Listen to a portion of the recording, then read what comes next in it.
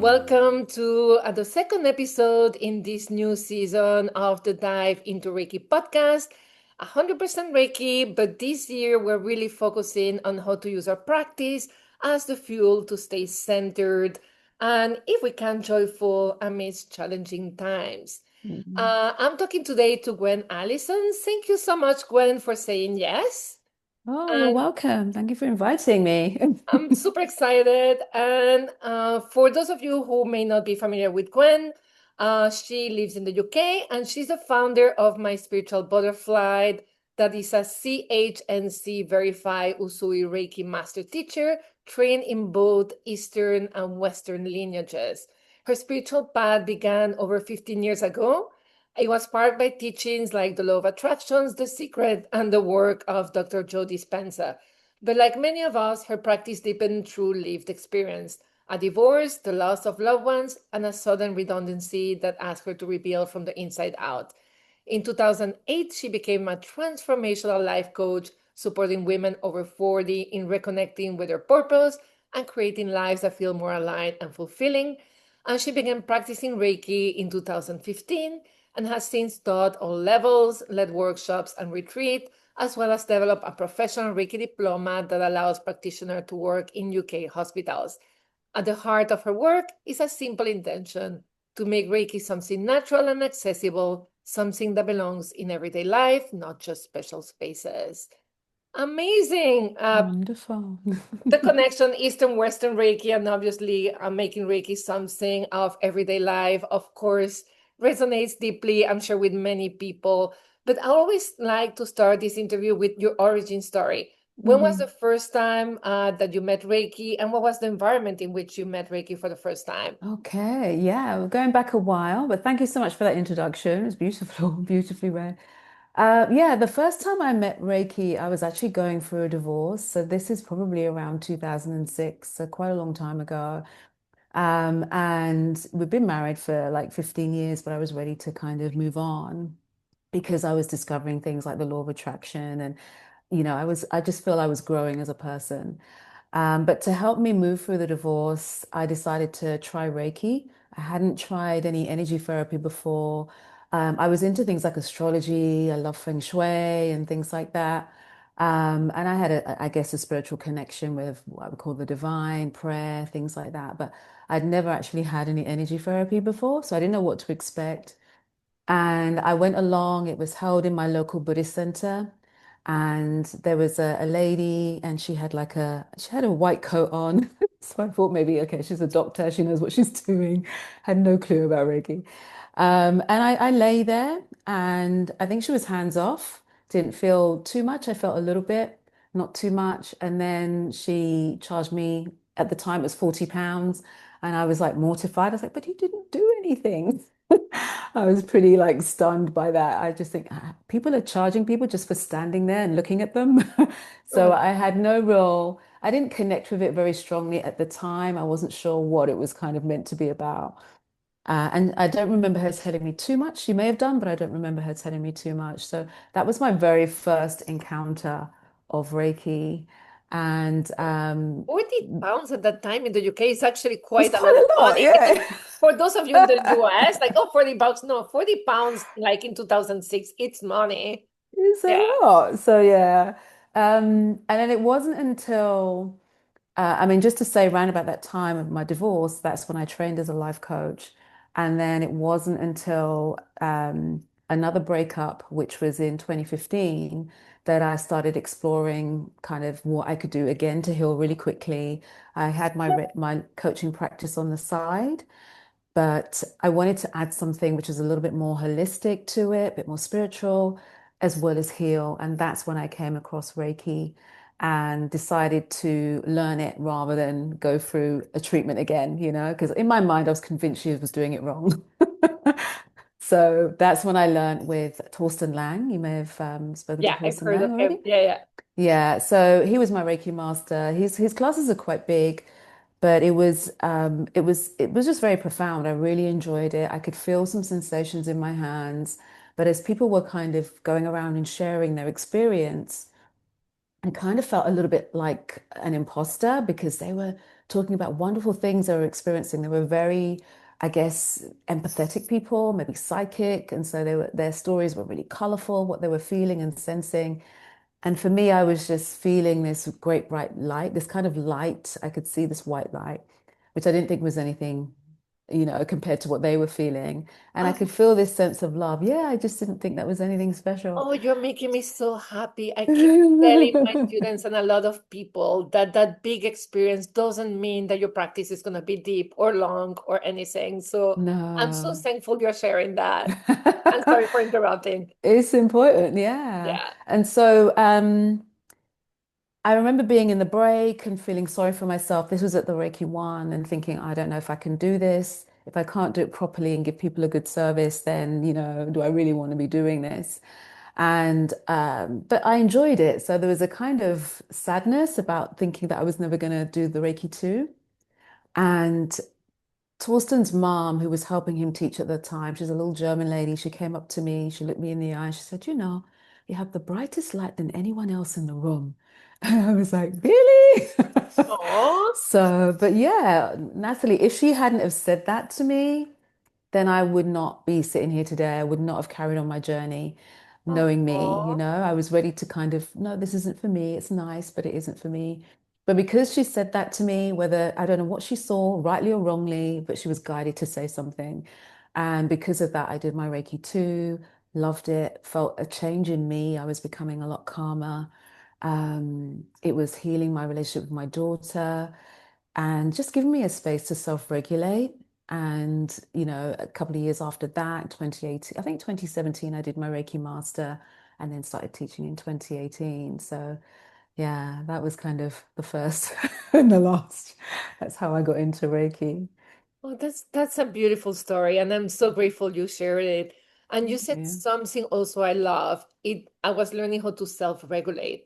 That's not a Mm, part of vocabulary. I grew up, I was born in the 70s. There was no self-regulation, no mm, neurodiversity, nothing. no. And sometimes when I think about the precepts, and just now you were saying self-regulate, I'm like, yeah, the Reiki principles are really great guidance for self-regulation. So tell me a Hmm. little bit about how you start working with the principles or how that Mm, self-regulation came from hands-on healing. How did that start mm. happening? I think for me, because I had the coaching side as well, so I was already meditating daily before I met Reiki, just maybe a few months prior to discovering Reiki. So it was nice that the Reiki could drop into that as well, and I could anchor that to my meditation. So every morning I would do my practice, and in that time. I think just from doing that daily one, I found myself, I said, getting calmer. But I noticed in the moment when something would happen that would normally trigger me, I wasn't kind of triggered. But I think for me, it was the principles. Yes, you have the saying there just for today, do not be angry, do not worry. But the how is through, for me, the daily meditation. So we're preventing it kind of before it happens, but it doesn't mean we never get angry, we never get upset. So having some tools to do in the moment are, were helpful to me and mainly from my coaching. So that was focusing on the breath and breathing a bit deeper, which is also part of Reiki with the Hara breath, Joshin Koku. These things help us to calm down in the moment. Kind of having the compassion. So if we're upset with someone, can we find a point of compassion? Can we maybe be compassionate with ourselves? But Reiki, as you know, takes its lead from Buddhism. And so when you look at that, and I love people like Thich Nhat Hanh, who's passed now, but his teachings teach us to be Before. mindful. Yeah. And so when we're able to sit with that energy of anger or energy of worry and befriend it and not push it down or run away from it, we or over show it. So if you're angry and you're shouting all the time, again, you're not really processing your anger very well. So being able to sit with it a little bit, you're able to get new information from it. It's an energy, but it wants to be sat with a little bit and seen, almost like a naughty child is naughty because they want a bit of attention. And then things kind of start to calm down there and you get new insights, new perspectives, and you might understand where maybe you can be like that person too in certain circumstances. So the compassion was a really big piece, as well as the breath. And we now know there's different styles of breathing, but the Hara breathing is very, very powerful. because that hara breathing transmutes the energy, transmutes the emotions that we have. You have Franz Steiner that says it burns away our negative emotions in a way, but we need to see it. And as you said, we're real people. We're living in the real world, so we're not going to discover Reiki and be I'm walking around floating on air. So it is important to understand how to sit with those emotions. So for me, doing those simple things with the breath, maybe some counting, some mindfulness, looking around the room. Um, but the meditation does help, but it does help to have something that you're going to go to in the moment. And then you try that, and if it doesn't work, you might have something else. But your subconscious is already practicing that. If you've committed to say, right, okay, when something happens in the moment, if I'm just about to go crazy, I'm going to take a breath, I'm going to go for a walk. Maybe might need to get it out my system and go for a run or something like that. But you kind of pre-plan what you would do in the moment. And then the universe is quite cunning. It will give you opportunities to practice that. A lot, a lot. Yeah, yeah. I, Because how I would you know otherwise? How would you know that you've overcome it if you don't get the opportunity to practice? So, Yeah, well, unless you fall into bystanding, like, oh, I don't do negative vibes, and you just bottle it up, which is something sometimes we go through as practitioners. But I think you as a mm, life coach, that was very interesting to me. That as a life coach, like bystanding was not an option for you. You had to no. literally apply it. And I Hmm. also love what you're saying, pre-plan, have a game plan, because we always Mm, think like I'm practicing Reiki, it will happen, and it may, mm, but having a very clear, I'm not going to call it exit strategy because it's actually you're not exiting, but calming strategy of what to mm, do is will help you at least at the beginning until the practice is deeper and then it becomes second nature. And then you can evolve it a little bit and actually like go even like you don't need to go for 10 minutes walk. You can just take the breath and be centered and actually find other emotions in yourself.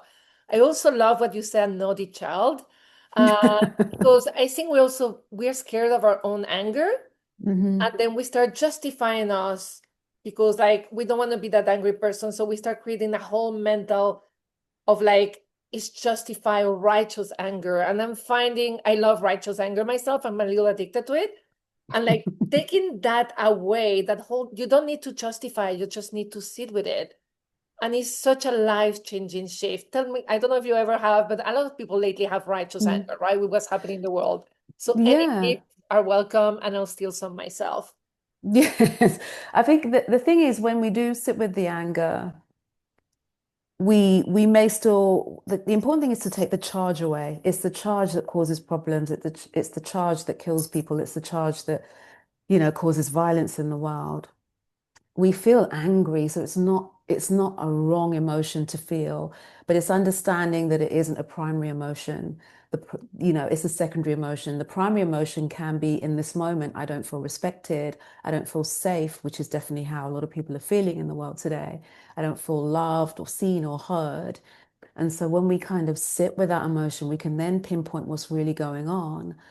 But we may still want to honor that anger, and that could be the lesson. It could be, okay, I need to actually say something to this person, but now I can say it and be heard because I'm not going to be shouting. I'm not going to be swearing at them. I'm actually going to be coming from a deep place of consciousness and awareness. And in fact, that's more powerful. Those words are going to land even more deeply. And then what you have then is a conversation with that person. Sometimes we can feel this anger, sit with it, and maybe the teaching is to actually walk away when we would have stayed. We would have stayed in that adverse situation, be it a relationship or a job, because we're trying to be righteous and be the good spiritual person. But perhaps it's time to stand up for our inner child. And again, that might be the lesson. So there are many reasons why we might feel that emotion. Um, but anger itself isn't wrong. And that's why it's there. It doesn't say just for today, be calm. Yeah. It says just for today, do not be angry, because it's something we have to see and sit with. And anger causes a lot of change in the world. Injustices in the world are being changed through angry people standing up against that injustice. So it can serve a purpose on a bigger scale. But hopefully we can do that peacefully, if that makes sense, without the violence. But yeah, hopefully that helps. That is very helpful. And I think again, You also were mentioned that you work with women over 40. There is also Mm, understanding that sometimes that anger is just fueled by hormonal changes. And it's mm, something we don't talk a lot, but there are days yeah. where, we're going through, and it's a theme like a lot of people, I'm from the generation, like my friends didn't talk about perimenopause, they suffered through it. Mm, And then we start like, hold on, I'm not a person who's like, I've never felt like this. So I think they're more open. So I think also understanding sometimes it's just hormones, and just go to bed that day and let it be, and understand that we have cycles. And sometimes that anger is not even real, it's chemistry. And just rest enough, and as compassion in a very practical way, like check your diet, like perhaps if you've been eating a lot, take a couple of days of eating lighter, sleep well. Sleep becomes difficult, then we don't mm, sleep, and then we're angry because we're tired, right? So also understanding, yes, there is a Reiki practice, but there is also physical components, especially in women over 40. And then mhm. 50 is like literally just like hold on to the whatever you can and just breathe, right? So I think, Yeah. and also accepting that that is okay. All those feelings are part of life, Mm. and understanding sometimes just let it go like a wave, like sometimes we get like, why am I feeling like that? And we get so into our head. And literally Mhm. it's like, oh, well, because you're 48 and you're going to feel this sometime, Mm. or whatever age Mm. we have. So for me, compassion is also understanding the stage you are in life and Yeah. accepting it, and perhaps do whatever treatment you want or whatever healing you want, but also understanding that we cannot control certain things and they're a natural process of life, if that makes sense. Yeah, yeah, definitely the compassion's important. And I think when people have that self-realization, that's a big step in the right direction because Yeah. some people don't. They just have the anger and they go.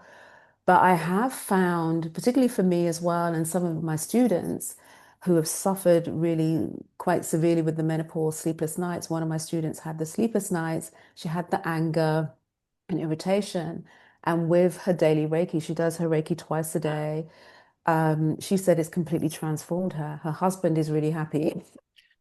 So it can have an effect on our Yeah, yeah. physiology. So we kind of, I think it's us remembering that we are the master of Yeah. ourselves and our cells in our body and our physiology, and we can actually master that. But if we have a belief that we can't, then it leaves us a little bit powerless. And then, yes, you can have compassion in those moments.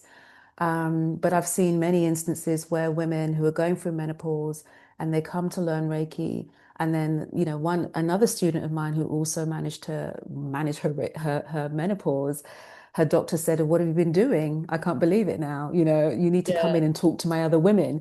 So it can have an effect on us hormonally when we're Reikiing here, we're Reikiing in our ears, we're also Reikiing the hormonal center of the brain. Yeah. So when we're doing this.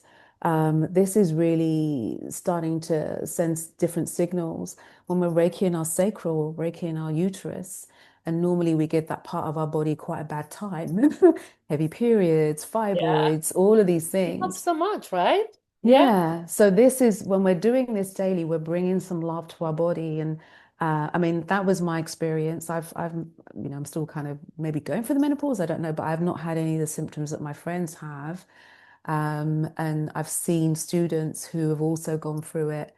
And then with Reiki, it's changed because they've got their daily practice. So it can help, but definitely in all circumstances, all phases, recognizing that we're going through this phase, starting with compassion, and I think that helps placate it because we kind of beat ourselves up when we're going through these things, or we put a lot on our plate to do when we're going for a dip in our phase, when we're Yeah. meant to be resting at that point, and we're giving ourselves, we're acting in this masculine way of do throughout the month. And there's certain times of the month or even year or cycle where we should be hibernating, resting, self-loving, as opposed to putting too much on. I'm going to do this, I'm going to do that. So we Yeah. put a lot of pressure on ourselves and don't work with that rhythm. I So that think you doesn't said help. something beautiful. When you were saying about giving Reiki to ourselves every day, you were doing it as an act of love for my body. I know where I Mm, am. Here is love versus you, body, let me do. I'm gonna Reiki you so I mm, can achieve all the stuff. Do you understand? yeah. I think that is so important. Like Mm, Reiki is an act of self-love, right? Like lately, I'm obsessed with my gut bacteria. And okay. I know it's very Mm, strange lately, but like I have I was a person who could everything and never gain weight. And, with age in my 50s is a little bit different, but also Hmm. digestive health needs some help. And Hmm. once I was in Japan meditating in a temple, and I was like in love with the millions of bacteria in my gut, right? That was Wonderful. years ago. And then I realized I was listening a lot of podcasts from Stephen Bartlett about diet and the bacteria and what they like to eat and don't like to eat. And suddenly I realized I started loving my gut bacteria. And now my healthy diet is so much easier because it's an act of love. I'm feeding all my bacteria, right? Which I'm feeding myself. So it's a whole universe of love going inside my body. So for Mm. me, like, again, the power of self-love or loving your bacteria is such a beautiful way of approaching Reiki. When I do Reiki around this area, the lower body, it's for Mm. me and every organism that may be living with me or surrounding me. But it's Mm. such a different approach. And now my diet has improved without effort because it makes me Wonderful. happy to feed. Oh, let me give fermented food to my gut bacteria. They like it, right? And of course, I can see it in my skin. But it's such a joyful approach versus I have to go and make a diet so I'm healthier. So I see Mm. for me, Reiki practice as we soften the body and the body relaxes, we soften the mind and we become more loving, more compassionate. We Mm. also bring a lot more joy in doing what is actually good for us in a way, right? Versus Absolutely. willpower. I have a martial arts sensei. She says willpower is limited. Use it sparingly and learn ways to do things healthy. So again, when I Mm. heard that love for the body, that's a very different approach for Mm. dealing with hormones than hormones calm down, I hate you. Yes, exactly. Or people say things like, oh, I have menopausal brain. Our cells are listening to us. This is something I've learned a lot from Dr. Joe Dispenza and, as a neuroscientist, not me, but him, but understanding that every our cells, like you said, this microcosm, that every cell is a mini point of consciousness. And to that cell, you are its universe, you are its world. And so our thoughts are energy, everything is energy. And this is how it's communicating with us and listening to us through this frequency and vibration. And so when the energy that's coming through, even if it's a thought, oh, I'm not good at this, or I have menopausal brain, or I'm getting old now, or I'm always having hot flushes. And your cells are listening to that. They won't go against that. Your subconscious won't go against that. We create this internal reality that is in alignment with those beliefs, plain Yeah. and simply. And so when we have something like Reiki, just to keep feeding this love energy, we're changing that internal environment. We're flooding our body with light. And every cell in your body is surrounded by an electromagnetic field and contains light energy as well. So it understands this frequency. And so it sounds really flippant, like, yeah, just love yourself. But when you do it deliberately, intentionally, your body is able to thrive. You're moving your body out of fight or flight, where it's been told to freeze, you're in danger, you can't repair, you can't heal because I need to put the energy to getting us out of this danger. You're making your body feel safe, and in that, it can flourish, it can repair, it can heal. And so that's why we say when we're giving Reiki to someone, we're not doing the healing. Their body is now in a higher frequency, and the healing can start for them. So, but yeah, that love is not to be taken lightly. It's very powerful. Um, you know? And it's something that deepens with practice, as you mentioned. Yeah. Yeah, Mm. I think if someone had told me at the beginning of my Reiki practice, beyond those beautiful experience of light or whatever you Mm. had, because I think at the beginning we're all focused on that. Like, am I seeing colors?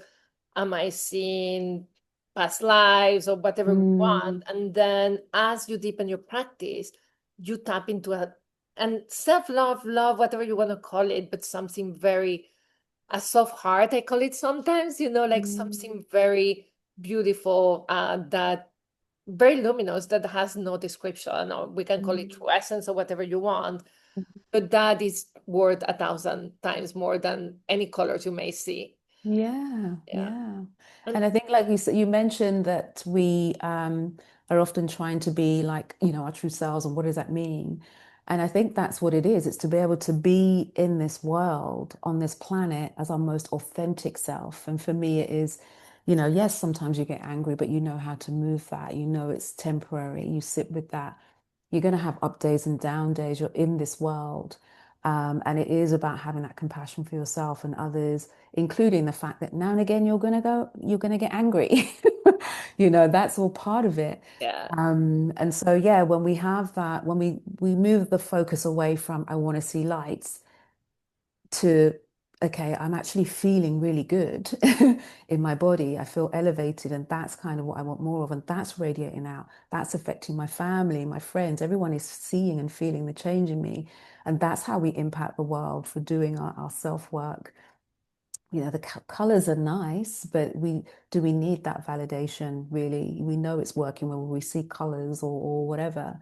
And Mikhail Usui didn't really talk about that. It really is about us doing our self-work to move to Satori, to enlightenment for ourselves. And that enlightenment is being able to um, have that calmness, that inner calm, no matter what's going on out there, but the compassion when we can't have that inner calm, knowing that we'll move through it. So, yeah. I think that's very important, knowing we can get through it. That's, it's going to Mm. happen, but we now have the tools to move through it and faster and faster. If I had met you 20 years ago, what will be the biggest difference I will be talking to you between that Gwen 20 years ago, 2006, and Gwen 2026? Okay, okay. As I said, that's when I was going through my divorce, but I was still, um, It I could think be Gwen 2000 if you prefer, yeah, whatever you even want. that, You need to yeah. choose the I years. think, yeah, I think I was still searching then. I was still feeling a bit lost. Then I was brought up as a Catholic, and although it gave me that beautiful connection with God, the divine, there were lots of unanswered questions, lots of things I didn't resonate with. And I explored different religions when I was younger, in my own, you know, earlier years, and was just seeking, seeking, seeking compared to now where I feel I kind of know. I think also my self-love wasn't there, and you know, it definitely is now. Even prior to Reiki, that's been there for a few years now, but then it wasn't really there. A lot of internal narrative, a lot of self-doubt, self-judgment, not feeling good enough. So there was a lot of that going on, and I think that fed into how I was being. Um, yeah, and I think very much reactionary about things. I was the agony aunt to my friends. People would see me as the agony aunt, but I was never very vulnerable. I had a fear of vulnerability. I didn't want to drop the facade back then. And because of that, my friendships, I had my deep friendships from school, and I didn't really make any other deep friendships up until 2015 when I discovered Reiki and Wow. things like that. Yeah. So people would want to connect with me, but I'd always have a bit of a wall up back then. And, you know, in 2015, when I started looking at different spiritual practices and learning different spiritual practices, I noticed how I would freeze up a little bit when it came to, you know, when they go around in the group and what did you think of this? And what did you? Oh, yeah. And I would be thinking about what I was going to say, not listening to what everyone else was saying, thinking about what I was going to say, because I'd be so anxious about it. And then I would say something very superficial, not very deep, and then move on. And I recognized that in myself as a bit of a failing. And I started to change that. I started to pause, connect from the heart, speak from the heart a bit more, be a bit more vulnerable, show my flaws to my friends and things like that. And as a result of that, the friendships I've formed since they've been like my soulmates. They've been, you know, these women are just so beautiful, because I was prepared and gave myself permission just to be open. And that encouraged conversation. People could connect with me, I could connect with them, similar things we were going through with our children or whatever it might be. And I formed some really deep friendships, but the 20,000 me was still very guarded. And I think that comes from not loving myself, thinking like if they really know me, see me, they won't like me, they'll judge me. So that I think that was a big thing for me that changed in Beautiful. that Thank you for time. sharing that. And for those of you who listen audio, which is the majority, your eyes were shining and your face was glowing when you were talking about this opening up to new friendships and connection. It was just something, No, sometimes I know we love audio because we can listen to podcasts, but just your face was too beautiful no, for people thank not you. to know what was happening. And Thank you. changing gears a little bit, because obviously you support women, but you've also been working in the healthcare system in the UK. And a lot of people always interested in that area. So I know your class include a diploma so people can work in healthcare. So if you can tell me a little bit how you went to the more, I would say, institutional side of it, and how is that in UK? Because every country has Yeah. different experiences. Yeah. So I've don't work in the healthcare, never worked in the healthcare. I've worked in the corporate world for 20, 30 years. But with students can do Reiki 1, Reiki 2, Reiki Master, which is the normal kind of Yeah. spiritual route. But one of my program is approved. It's one of 40 programs in the UK that's approved by the CNHC, which is a Complementary and Natural Healthcare Council, and the UK Federation, the UK Reiki Association. So what that means is students can go beyond Reiki 1, Reiki 2 in order to work in the hospitals in the NHS, in the medical world, they want to know that you've had a lot of practice. So Okay. this program is a minimum of 9 months, but they're gathering different components and they're logging their treatments. So they're logging their self-treatments, they're logging their treatments on others.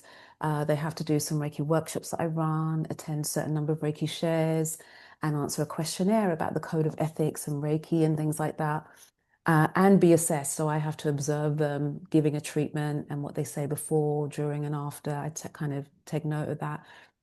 So it takes them about 9 months minimum. Some students takes a year, 2 years, but at the end of that, they get a diploma from me, which they can take to the UK Reiki Federation or Okay. the UK Reiki Association, and they register with them with the CNHC. And the CNHC is a government-founded body who look after about 16 different modalities in the UK. So reflexology, massage, Reiki, those sorts of things, complementary therapies. And they produce their code of ethics. So what the therapist should be doing, what they should know, and any contraindications are listed in there as well. So if you're verified by them, you go on their list, and it means that doctors can refer their patients to you. You can work with the NHS or NHS trusts. And so it's a very high professional qualification because you've had that practice, but it gives the medical world reassurance that you know what you're doing. And you haven't just done an online course for 2 hours and now you're a Reiki practitioner. Now Yeah. you're working with their cancer patients. So yeah, so that's the program I run. I love that because here in the US, they want to either license everybody or no one, right? There is a whole, and then the way they want to license is people will have to pay so much money every Hmm. year. And also, it will be one curriculum decided by someone who's not even like a Reiki practitioner, right? Okay. Especially with so many lineages. So, what I like about what you're telling me, and thank you for sharing, because I'm sure, like myself, a lot of us don't understand very well how those different systems work in the world. But what I like about your telling me is like you can just be Reiki 1 and 2 for yourself. There is freedom of lineage. But if you want to be supported by the NHS, the National Health System, like you need to put your hours. They need to guarantee that you're well trained both in communication and practice. And then you get the special certification. So you have like the best of two worlds, right? You have the Hmm. freedom, but if you want to go into hospital, you should be trained, which I find is fantastic. Here, I know, for example, NYU Hospital, they're doing a tougher interview system because they went through that. A bunch of people who said they were trained, and then they will do, especially in hospital where they want like a more rigorous kind of structure. Hmm. So I think the UK is a great model that hopefully one day they will bring here as well in the Hmm. US, because I think it solved that need for like have people well trained in the healthcare system, but it Yeah. also leaves the freedom for everybody else to practice the way they want. Yeah, Beautiful. absolutely. Yeah, because once somebody has Reiki 1 and 2, they can set up their business, they can Yeah. work in hospices, but just not the NHS over here. So that yeah, definitely gives them a gateway into that if they want to. But I know in the UK, Reiki is in about 57 to 60 hospitals. I know there's probably about 800 in the US. So the US are A lot leading the more. way there. Yeah, which is fabulous. So gradually the medical world are accepting it in. Yeah. And if it means we have to go through these rigorous trainings to do it, I guess so be it, you know? Well, it's more practice for yourself, right? Like if you Yeah. think about it, like you've been practicing Reiki for like over 10 years. I've been Mhm. practicing Reiki for over 15, 16 years at least. I Mm. started 2010, like officially, like really committed. My first 2006 training, I'm not even counting. The more you practice, it's good for you. So this rigorous training, especially if they're teachers like you, and I know like other teachers that are like giving them the right tools, it's very beneficial. Like there is nothing wrong Yeah, about, and they're not asking 3 years, right? Doctors take 10 years. So if you think about it, and as you said, there are people going through cancer, there are people going through life things that are very hard that we need to be prepared to hold space for, that a 2 hour class with online may not help you. So exactly. it sounds really good to me. For me, more practice the better. Yeah. It's I'm actually like I still can't believe my first Reiki one was 4 hours. Like, I was so Oh. lost, and that's why I couldn't use it. So Mm. I love that you have that program that is 9 months. And if someone is in the UK, they should check your program as well, right? Uh, Absolutely. and I'll put, of course, all your information on the notes of the podcast so they can reach out to you. Uh, Thank you. Gwen, is there a question I haven't asked, something you would like to share? Because for those of you listening, we just met today. hmm So we're discovering each other. Is there something that you would like to highlight, something you're working on, something that is special to you that I have not asked? And something I'm working on at the moment is around just giving people more space, people who are Reiki practitioners, another space to practice and another space to maybe get some more teaching. As you said, some people just had a few hours of teaching and they're qualified, but they'd like to go somewhere maybe to learn a bit more, which is maybe online, so like, wherever they are in the world, they can access that. So I have it's kind of a membership group really of practitioners, and it's basically Reiki teaching and self-practice. And we meet on the first Tuesday of the month, and we between 7 and 8 p.m. UK time. And basically what I'm doing there is sharing some teachings. It's an hour, so hopefully it can slot into people's daily lives. So, but the first 15 minutes, I'm sharing some teaching. And then we spend about half an hour doing some self-practice, but exploring the different types. So we'll do the chakras, we'll do the three tandons, the three diamonds. We'll be looking at transmuting emotions and self-regulating using our Reiki. We did Hatsureho the other day. So it's a nice way to give people different aspects of their self-treatment, and including chanting the Kotodama, the spirit word for the symbol. So we're going to be playing with all these wonderful things. And then after that, they have a chance to ask me any questions that they might have, maybe that's come up in their practice or when they've worked on someone. So that's a new thing that I'm really excited about. Beyond just the typical kind of Reiki share, this kind of is making sure that my students who maybe taught with me 10 years ago can now be kept up to date with different sort of ideas that are coming to me. Because as you know, it doesn't stop because, okay, I'm a Reiki master. It's always evolving. There's always more Yeah, information. For me, Reiki just keeps giving and growing. And it's nice to have a space to share that with people. So yeah, that'd be a wonderful thing to let people know about. I love that. And I love what you mentioned at the end. Like, it literally, like, the more you practice, the more you start, get information or depth of insights, and your Mm, practice evolves and change. And being open to that and not sticking like I'm a Reiki master, I know everything is so important. So I love mm. that you're doing that. I Thank you. end every interview with an oops. And that is because a lot of people, they see you so grounded. And again, even though we talk about the Gwen from 2000, they're seeing you like with this beautiful smile, happy, centered, loving Thank yourself. you. And it's like, oh my God, I just started Reiki and I'm still a mess, or like, I don't know what I'm doing. So I like to share at the end, like one of those oops, Mhm, that either an understanding of Reiki that changed or a mistake we have done that actually became such a big lesson and mhm. enrich our practice. Let me think. Um, and oops.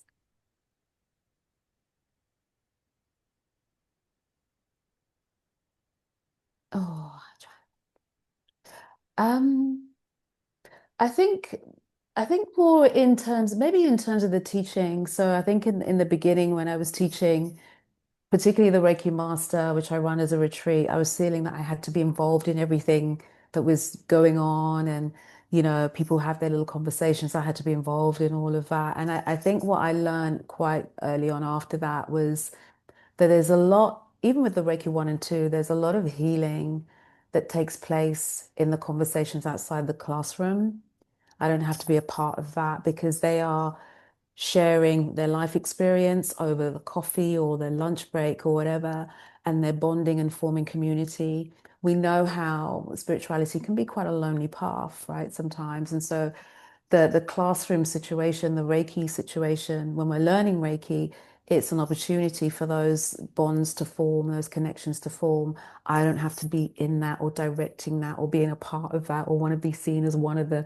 And so I think that was a big thing for me to realize that I can just step back, which is good for me because I can obviously replenish in the break.